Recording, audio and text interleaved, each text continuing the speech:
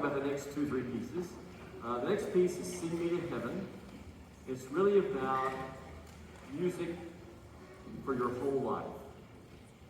And as you'll see in the program, this is dedicated to the memory of Holly Lacey, who was our pianist for one of our pianists for a long, long time. In fact, I think it's probably safe to say she played for the choirs longer than anybody else, maybe even combined.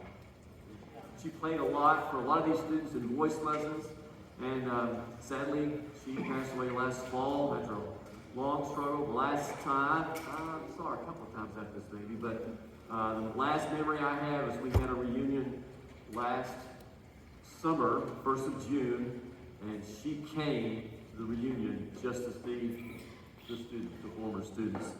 And she really was, it was a great effort for her to be there. So we're dedicating this next piece to her because she loved this piece. In fact, she wanted this piece at her memorial service, and so I used a recording of us doing it a few years ago as one of the pieces that was at her funeral.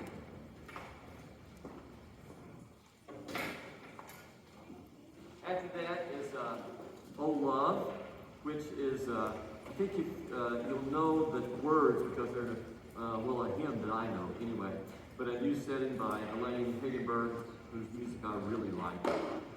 And I think maybe I need to stop a minute and help supervise.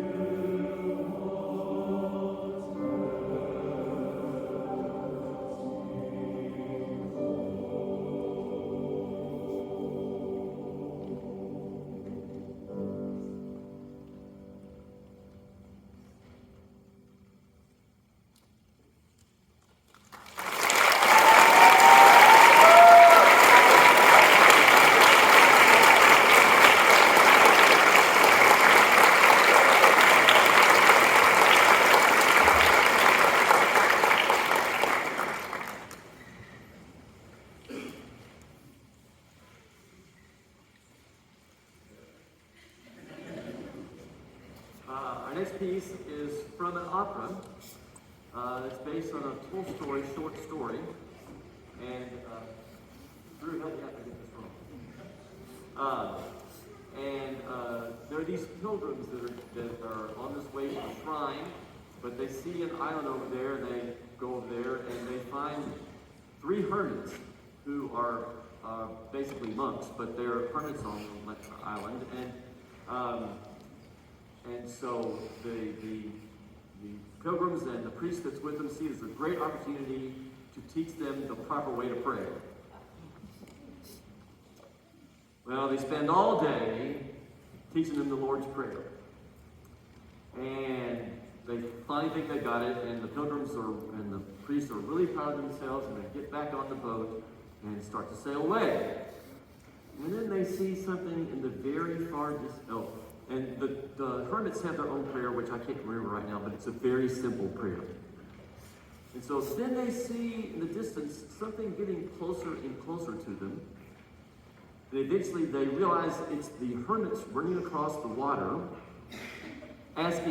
saying, "Oh, we've already forgotten the prayer. Can you teach it to us again?" To which the priest replies, well, in American parlance, "I think you're good." Okay. And so this piece comes. It's a worship piece. Even before we call on your name to ask you, O Lord, we seek, O God, when we seek for words to glorify you, you hear our prayer.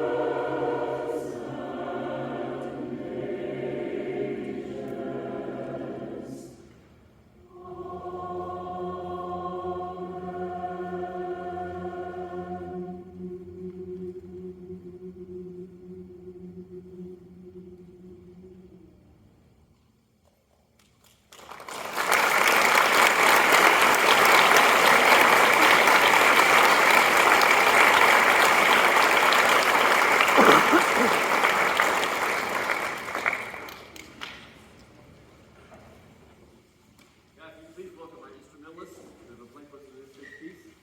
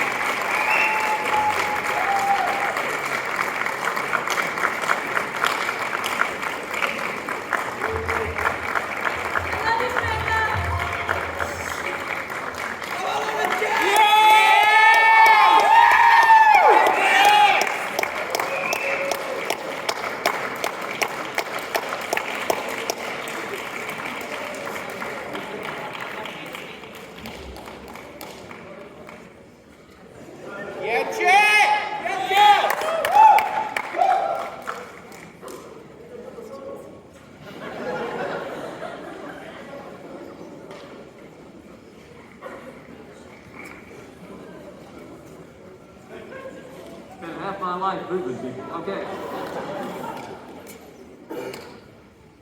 Thank you for being here tonight. It really means a lot to me, and I know it means a lot to them. And we've gone way longer than we usually do, so I really appreciate your patience, but I'm going to ask for a little bit more because I need to say a few things. Can you hear me now? Okay. It seems like it's only been 32 years since we moved here in 1992. Actually, 31, sorry about that. When I started working here, I had hair, muscles, a functioning nervous system. Okay, only the hair part is really true, and I can prove that. A lot has changed in my time here. Back in 1992, I don't think any faculty member had a computer in their office. We shared 2 Macintosh computers in the conference room. We would bring our little computer disks down there and wait our turn, use what was basically a fancy typewriter. Of course, we didn't have email or the internet. We got our information from books, newspapers, and journals, and if you wanted to find any of those things in the library, you had to use the card catalog, an ancient analog database system. We posted students' grades on our doors using their social security numbers to keep them anonymous. As I was cleaning out my office, I found some of those grade sheets and took them down to our confidential shredding. Come to think of it, I don't think we had shredding then either. As hard as it is to believe, there was no Walmart in Boone in 1992. I know. We had Roses and Kmart, but no Walmart. It was a dark and troubling time. Yes, a lot has changed since 1992, but the important things haven't. Students who want to learn about and make music, colleagues who are supportive of each other and the students, and staff who helps us fulfill our goals in those areas. The former and current students that you see behind me represent every year that I've been here. Among them, over the years, I've had a Christmas and an Epiphany. They're up there right now. A spring, a few summers, and an autumn. and a few melodies and a harmony, just to name a few. Together we have made music and learned about life. Over the years, I've had wonderful pianists to work with. I won't name them all here, but the ones who played for us tonight are a wonderful representation of the vital part they play in our music making, and we literally could not do it without them. Let's give them a big hand.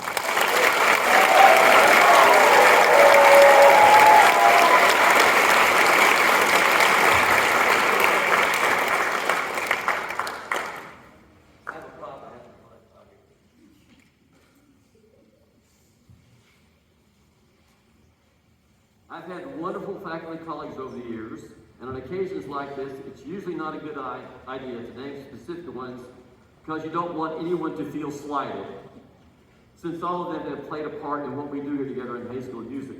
But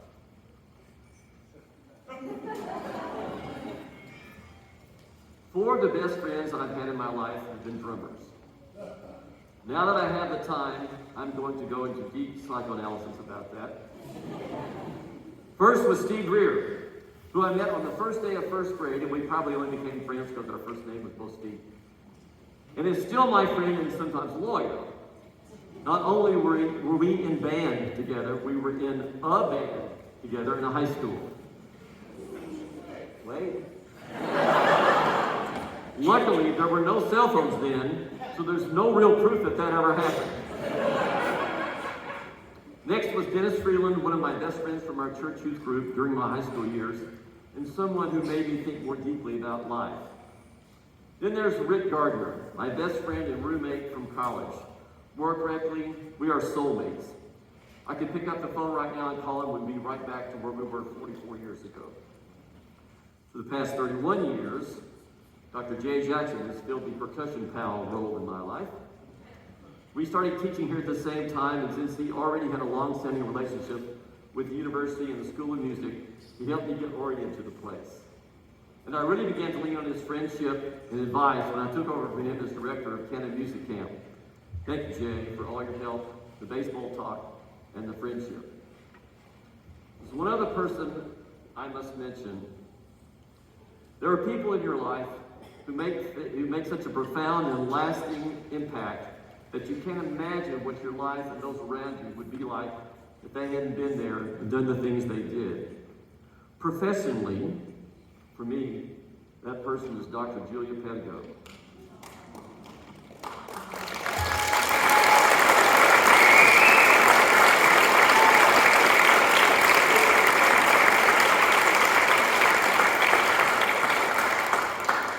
I first met Julie in the fall of 1991 when she was a guest soloist for me at West Texas State. I enjoyed my time with her and really loved her singing, but assumed that it would be a one-and-done kind of thing. But as things tend to happen, the next spring there was an opening for a choir director here, and since it had to be filled quickly with a one-year appointment, she told the dean he should call me, and he did. Luckily, I didn't screw things up that first year and was hired full-time the following spring. Since then, she has been the best friend and colleague a person could imagine. I think the best illustration of how important she has been in my professional life and how the actions of one person can spread out in ways beyond them is this. There are only 5, maybe 6 people in this room right now that would know me if it were not for Julia Pedigo. Now let that sink in for a minute. Think of all the connections that are represented by everyone here right now. Some are connected through each other, through their choir experience with me. Some are connected through their experience as an audience. And all of that is extended through family and friends and on and on. It really is amazing what the actions of one person can do. And we all do that every day, especially through music. Those of us involved in music often say what a small world it is musically. We don't all really know each other. But it usually turns out when you meet someone new in music, you probably have a connection to a connection to a connection. So thank you, Julie, for all of this. Yeah. No one is able to do a job like this without support from home. So lastly, I'd like to thank my family. My mother who got me started in music, my father who tolerated it. Well, not really, but it was a good joke. Okay. My wife, Patrice, who's always listened sympathetically and offered helpful suggestions when I complained about a bad rehearsal. And just to be clear, I have never had bad rehearsals, but sometimes Dave. Our children, Emily and Jonathan, who grew up around all this and still managed to turn out to be wonderful adults. And just to put in a little context, Emily was 3 years old when we moved here, and Jonathan was just 3 months old. I tried to make this talk about people as much as I could, because that's what making music is really about. Humans expressing themselves to other humans, making connections and uplifting and inspiring each other in ways far beyond what any other form of communication can do. That's it. That's the whole gig. During my 40 years of teaching, I've done my best to help us do that better. So thank you, singers, for letting me help you and us all become better musicians and better people. I'll have another comment or two before we sing our last piece, but now I think some other people want to talk.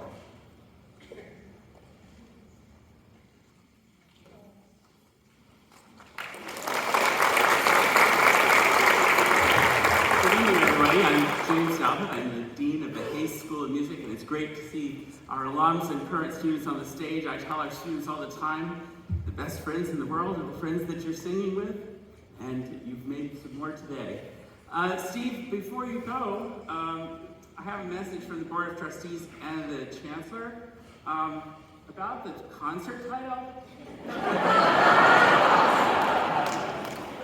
Well, it's not about that.